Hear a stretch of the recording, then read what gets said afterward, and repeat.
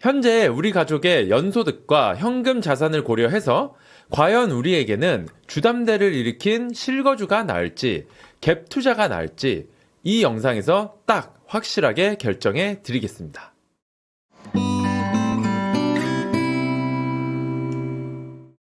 우리가 내 집 마련을 할 때 항상 고민되는 부분이 있어요. 주담대를 일으켜서 실거주를 하느냐, 전세를 끼고 갭으로 살 것이냐. 정말 고민되고 어려운 문제인데 누구 하나 딱 부러지게 뭐가 더 낫다라고 말해주는 사람이 없죠. 특히 처음 집 사시는 분들은 더더욱 어려우실 거예요. 우리 여기서는 뭐 과도한 대출이 무책임하네 어쩌네, 갭 투자가 옳네 그르네 같은 이념적인 얘기는 싹 다 치워놓고 오직 효율성에 대해서만 얘기해 볼게요. 자, 우선 가장 쉽게 생각해 볼 수 있는 방법인 주담대를 보겠습니다. 627 대책 때문에 주담대 한도가 6억으로 제한됐다는 거 다들 이미 너무 잘 알고 계시죠? 내가 연봉을 몇 억을 벌든 최대는 6억까지예요. 그러면 최대가 6억인 건 알겠는데 6억도 소득이 충분해야 나오는 금액이거든요. 대출이 6억이 나오려면 연봉이 얼마여야 되는지 볼게요.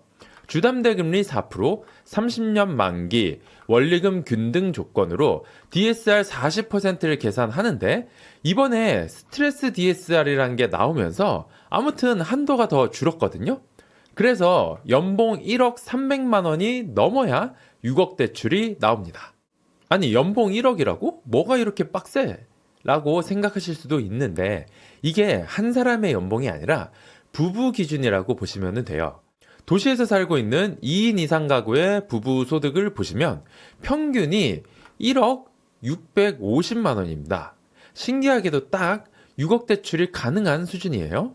자, 그럼 먼저 실거주와 갭 투자 둘 중 어떤 걸 선택해야 하는지 기준을 정하고 갈게요. 선택 기준은 이거예요. 어떤 방법이 더 비싼 집을 살 수 있는가? 이제는 누구나 다 알고 있죠? 부동산 답안지는 정말 쉽다는 거. 그냥 자기가 살 수 있는 제일 비싼 걸 사면 돼요. 아파트는 비쌀수록 우량주이면서 성장주예요. 같은 예산을 가지고 어떤 방법을 쓰느냐에 따라서 비싼 집을 살 수 있느냐 없느냐가 좌우된다고 하면 그 방법이 뭔지 반드시 알아야 되겠죠? 하지만 비싼 집 사는 건 당연히 쉽지가 않습니다. 갭 투자로 산다고 하더라도 아파트 가격이 비싸질수록 전세가율이 낮아지거든요. 그러면 필요한 현금이 점점 늘어나서 갭 투자자에게는 점점 더 불리해집니다. 자, 그럼 이 평균적인 부분은 갈등이 되기 시작합니다. 과연 6억을 대출해서 실거주를 할 것이냐, 아니면 전세를 끼고 갭 투자를 할 것이냐. 정말 고민이 많이 되는 케이스인데 이 고민을 해결해줄 키워드는 바로 현금 보유량입니다. 내가 지금 통장에 모아놨고 또 동원할 수 있는 현금이 얼마나 되느냐에 따라서 갭 투자냐 실거주냐를 결정할 수 있다는 거예요.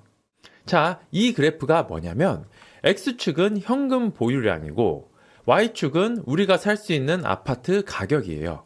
내가 가진 현금을 활용을 해서 아파트 가격을 최대로 올리는 게 목표라고 했죠. 주담대를 할 때 LTV 70%라는 게 있는데 이거는 아파트 가격의 최대 70%까지 대출을 해준다는 뜻입니다. 그 말은 내가 현금이 아파트 가격의 30%만 있어도 그 집을 살 수 있다는 뜻이거든요. 이걸 그래프로 그려보면은 이렇게 돼요.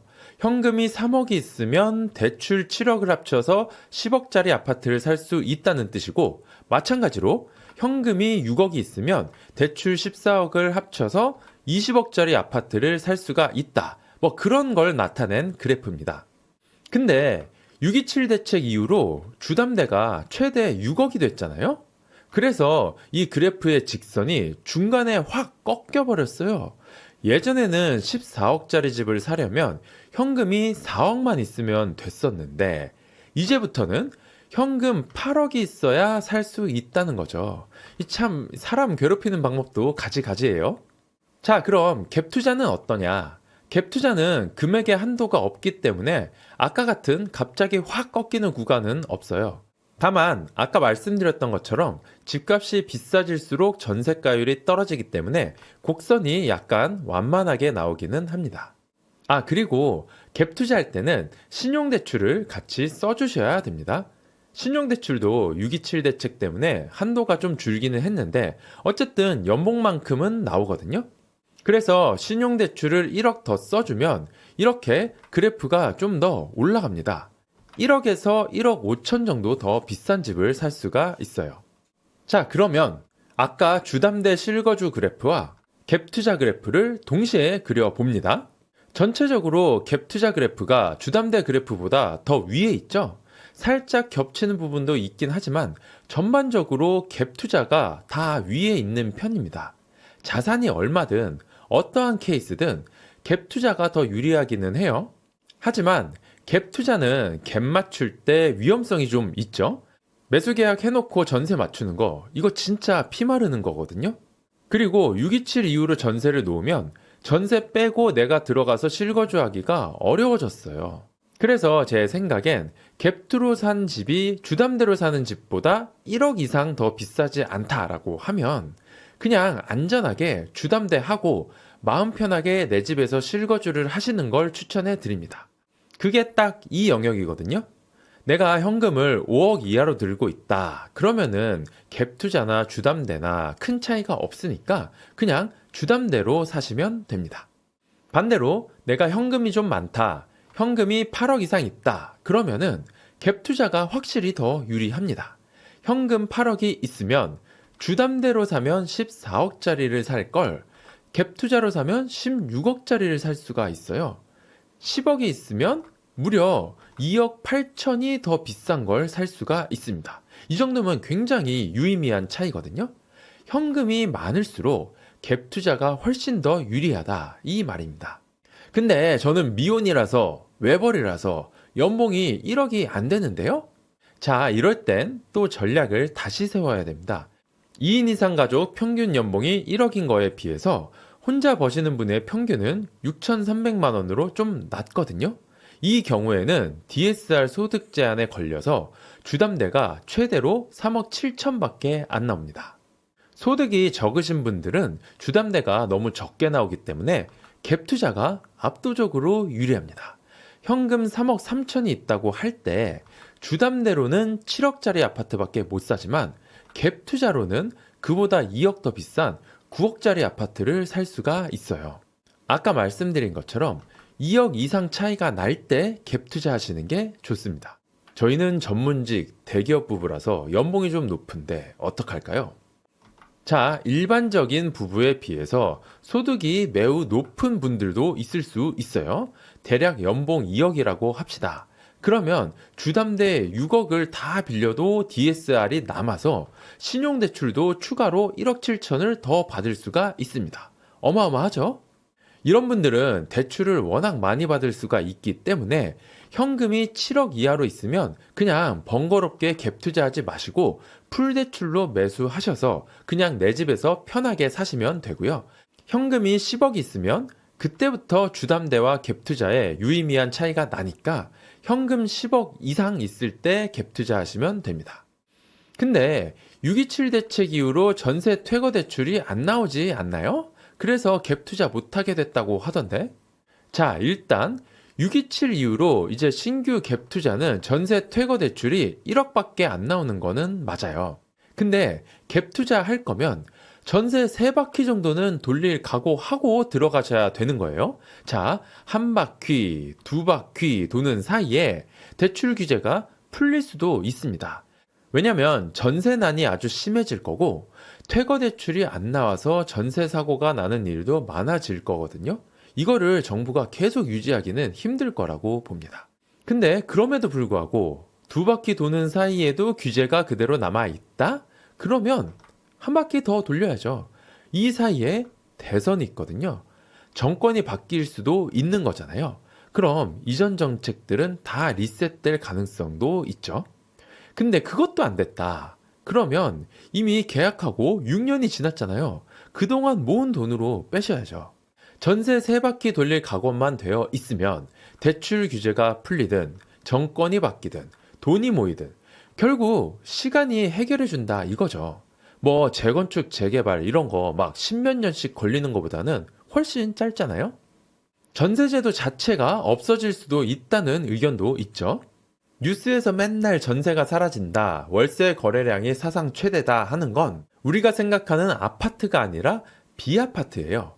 빌라, 다가구 이런 거. 이런 거는 허구 원날 전세 사기가 터지니까 다들 무서워서 월세로 옮겨가는 거죠. 근데 아파트는, 특히 서울 아파트는 앞에서 말씀드린 것처럼 전세가율이 50%밖에 안 돼서 전세 사기 같은 게 터질 수가 없는 구조거든요. 그래서 서울에서는 아파트의 전세 선호도가 여전히 매우 높습니다. 이거는 최근 5년간의 서울 아파트 전세 월세 비율입니다. 어떤 것 같아요? 오르락 내리락 하기는 하지만 전세 비율이 항상 60%대로 유지되고 있죠. 그리고 여기 나와 있는 월세에는 순수 월세와 반전세가 포함되어 있습니다. 보통 반전세는 전세 쪽으로 좀 더 가깝잖아요. 그래서 그 반전세도 전세 쪽에다가 옮겨 놓으면 거의 7, 80%가 전세라고 보시면 돼요. 서울에서 아파트 전세 수요는 절대적인 수준이다 라고 보시면 됩니다. 그런 와중에 6.27 대책이 갭 투자를 막겠다고 여러 가지 규제를 때려버리는 바람에 전세 공급을 더 감소시켜버렸어요. 전세 매물이 씨가 말랐다는 뉴스가 매일같이 나오고 있고, 실제로 최근 4년 중에 지금이 전세 매물이 가장 적습니다. 그나마도 아직 현재 진행형으로 감소하고 있고요. 그리고 이건 또 뭐 하자는 건지, 이 전세 에스크로 제도라는 정말 엉뚱하고 비현실적인 정책을 내놓으려고 하고 있습니다. 전세 사고를 막겠다고 전세 보증금의 일부를 은행에 강제로 넣어두라는 거거든요. 이런 거는 도입될 가능성도 적지만 도입돼 봤자 전세 공급을 월세나 반전세로 전환시키기만 할 뿐인 그런 제도입니다. 전세 공급이 더 줄어들겠죠? 사실 갭 투자할 때 가장 어렵고 무서운 게 전세 세입자를 때 맞춰서 딱 찾아오는 거거든요. 근데 서울 아파트에 대한 전세 수요는 여전히 매우 강한데 앞으로 전세 공급이 감소될 일만 남았으니까 앞으로 전세를 못 맞출 걱정은 전혀 안 해도 됩니다. 어떤 면에서 보면은 갭 투자가 오히려 더 쉬워졌다고 볼 수도 있죠. 자, 그러면 이제 최종 정리 들어갑니다. 알기 쉽게 딱 정리해 드릴게요. 연소득 1억의 평균적인 부분은 현금 보유량이 5억 이하면 주담대를 하시는 게 좋고 8억 이상이면 갭 투자를 하시는 게 유리합니다. 이 사이는 그냥 취향대로 하시면 되고요. 외벌이거나 미혼이셔서 연소득이 6천만 원이다. 그러면 현금 보유량이 3억 이상이시면 갭 투자를 하시는 게 좋고 3억 이하시면 어떻게든 3억은 마련하고 나서 시작하시는 게 좋습니다. 마지막으로 연소득이 2억인 고소득 부부 같은 경우에는 현금 보유량이 7억 이하면 주담대 하셔서 실거주 하시고요. 10억 이상 있으시면 그때 갭 투자하시는 게 좋습니다. 이 사이는 마찬가지로 어떤 거래도 별 차이 없으니까 그냥 취향껏 하시면 됩니다. 자, 이제 실거주와 갭 투자 중에 어떤 걸 할지 고민되시면 우리 가족의 소득과 현금 자산을 확인해 보시고 그거에 맞춰서 자신 있게 결정하실 수 있으실 겁니다. 이 영상이 구독자분들의 내 집 마련에 도움이 되었기를 바랍니다. 더 궁금한 게 있으시면 댓글 달아주시고요. 구독과 좋아요도 부탁드립니다. 감사합니다.